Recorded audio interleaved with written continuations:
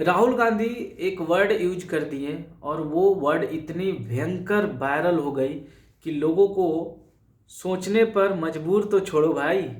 हमारे देश के प्राइम मिनिस्टर श्री नरेंद्र मोदी ने भी इस वर्ड को इतनी तरीके से लिया है कि अब जंग छिड़ गई है कि क्या हमारे देश के युवा नशेड़ी है, क्या हमारे देश के युवा भंगेड़ी है, क्या हमारे देश के युवा गंजा, दारू, नशा, गुटखा, सिगरेट, ड्रग्स ये सब लेके रोड पर घूम रहे हैं। जी हाँ दोस्तों, नमस्कार, जय हिंद। मेरा नाम संतोष कुमार हुआ और आप देख रहे थे संतोष वॉइस। और इस कड़ी में बात करेंगे कि राहुल गांधी ने बोला कि भाई हम जब रात में एक जगह से गुजर रहे थे तो हम देख रहे हैं कि काशी की युवा, बनारस की युवा जो एक तरफ राम मंदिर की बात कर रहे हैं, वहीं दूसरी तरफ रोड पर नशे करके घूम रहे हैं। और ये नशेड़ी क्या राम मंदिर की परिदशा जो हम राम राज की बात कर रहे थे वो लाने वाले हैं, या फिर वो फिर से कहाँ फिर से वो मिट्टी में मिला देंगे। ऐसा वर्ड कहना बहुत ही उचित नहीं है, क्योंकि आप किस तरह से कह सकते हैं कि हर एक व्यक्ति नशेड़ी है, हर एक व्यक्ति नशा कर रहा है, वो जो युवा है। ये तो बहुत ही गलत है। और जिस तरह से इसको थोड़ा सा एग्जेजरेट किया गया है वो और भी दुखदाई है। क्योंकि दोस्तों ये भी तो बात सत्य है ना कि जहाँ पर हम एक तरफ से ये कोशिश कर रहे हैं कि सुधार आए सिस्टम में, और सिस्टम का मतलब ये व्यक्ति में सुधार है, व्यक्तित्व में सुधार है, वहीं दूसरी बार ये भी छवि है कि लोग, बच्चे शराब के नशे में, गंजे के नशे में, ड्रग्स के नशे में, सिगरेट के नशे में इतने इन्वॉल्वमेंट अपने आप को कर रहे हैं, इतने इन्वॉल्व कर रहे हैं जिससे उनकी हेल्थ जो है वो हेल्थ कॉन्शियस ना होके वो फिर नशे में वो घुसते जा रहे हैं, जिससे उनकी हेल्थ तो ख़राब हो ही रही है, साथ साथ उनका एनवायरनमेंट, उनका समाज, उनका परिवार भी इम्पैक्ट बहुत ज़्यादा अपने आप को फील कर रहे हैं कि इसको, इस लत से कैसे छुड़ाया जाए। एक तरफ नरेंद्र मोदी ने बोला कि ये चीज़ें हमारे मतलब एग्जेजरेट बोल सकते हैं कि काशी के लोगों को, काशी के हमारे युवा बच्चों को नशेड़ी बोला जा रहा है। ये पॉलिटिकल स्टैंड हो सकती है, लेकिन इसमें भी दो राय की बात नहीं है कि बहुत ऐसे युवा जो है ये चीज़ें कर रहे हैं। ये मानने वाली बात बिल्कुल नहीं है कि सब के सब दूध के धुले हैं। 100% ये सही है दोस्तों। और इसके लिए ये चीज़ें समझना पड़ेगा कि आखिर ये चीज़ें दूर कब होगी। अगर ये दूर नहीं होगी तो कितनी प्रॉब्लम्स क्रिएट होगा आने वाले समय में, और अभी भी उसकी भरपाई हम कर नहीं पा रहे हैं।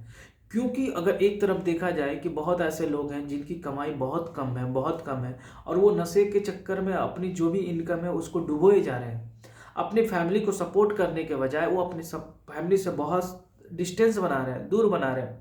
वो हेल्थ पर देख ही नहीं रहे कि उनकी हेल्थ कैसी हो रही है। और अगर राहुल गांधी कहीं जा रहे थे, उनको ऐसा मिला, तो उनको भी चाहिए था कि इस तरह की भाषा को हम पूरे समाज को लेकर नहीं बोल सकते। हम ये बोल सकते थे कि भाई हमने वहाँ गए, हमें वहाँ पर जैसे ही पहुँचा था देखा कि वहाँ पर दो चार लोग नशे कर रहे थे। आप ये भी नहीं बोल सकते कि भाई वहाँ गए तो पूरे के पूरे लोग नशे में डूबे हुए थे। ये ऐसी भाषा तो बहुत गलत है। इसका मतलब यह है कि आप पूरी की पूरी चीज़ों को टारगेट कर रहे हैं। और ये कैसे हो सकता है? क्या ये पॉसिबल है? अगर मैं बोल दूं कि राहुल गांधी अच्छे नहीं है, इसका मतलब ये नहीं है कि भाई राहुल गांधी की कांग्रेस ही पूरी खराब है। ये तो गलत बात है।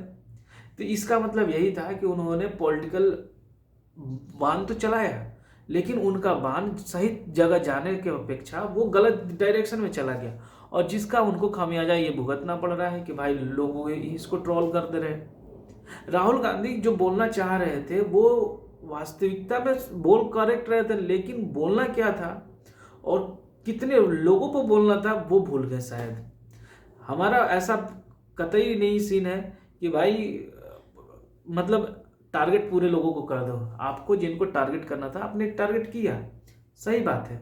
लेकिन दोस्तों एक और चीज़ आप समझिए कि राहुल गांधी ने ये वर्ड बोला तो सिर्फ यूपी में ही क्यों बोला।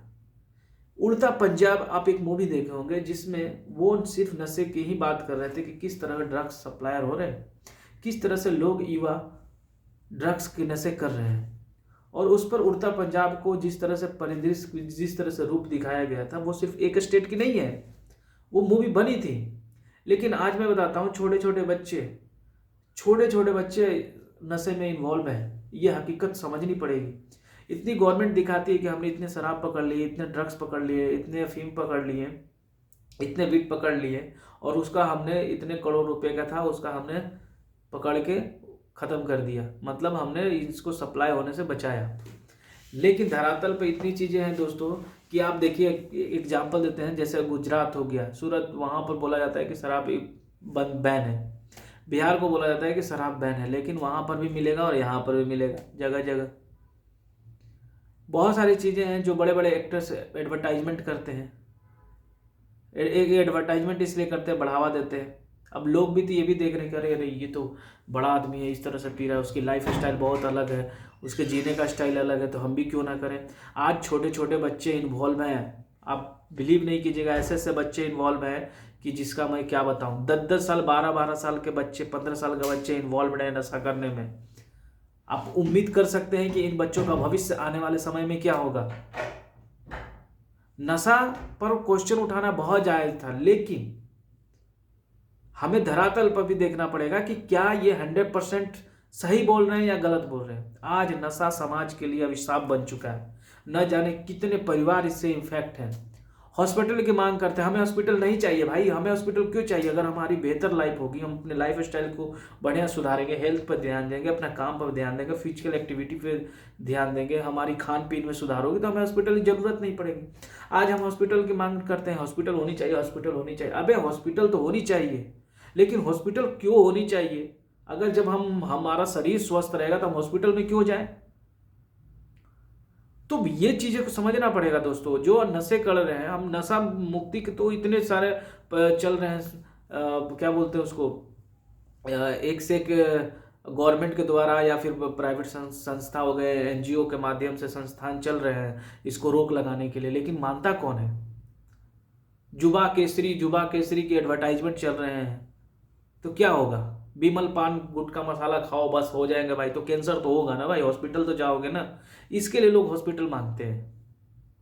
लेकिन हमारा पूरी की पूरी चीजें अलग है दृश्य, कि भाई स्वस्थ रहोगे तो हॉस्पिटल जाओगे नहीं। पहले आयुर्वेद हुआ करती थी, कितने लोग इफेक्ट होते थे, पहले लोग मस्त खाया करते थे। आज तो बोलते हैं भाई घी खाओगे तो प्रॉब्लम हो जाएगा, 550 रुपये वाले मार्केट में घी मिल रहे हैं, जबकि ओरिजिनल घी जो है 1000, 1100, 1200 की है। तो खाओगे डुप्लीकेट तो भाई हॉस्पिटल में तो जाओगे ही ना। तो ये क्वेश्चंस जायज है, ऐसा नहीं कि जायज नहीं, लेकिन ये पॉलिटिकल स्टैंड लेना ये गलत है। आप सिर्फ एक स्टेट के नहीं उठा के टारगेट कर सकते हो, आप पूरे स्टेट्स को उठा के देख लो, हर जगह नशेड़ी पड़े हुए हैं भाई, रोड पर आपको मिल जाएंगे। और सप्लाई भी ऐसे हो रहे, करोड़ों करोड़ों अरबों अरबों रुपए का इधर से उधर धंधा हो रहा है। वो धंधा को रोकेगा कौन? गवर्नमेंट रोकेगा। गवर्नमेंट का हाथ बहुत पावरफुल होते हैं, लेकिन उसी में कुछ ऐसे लोग भी हैं जो पकड़ते हैं, पैसे लेकर छोड़ देते हैं।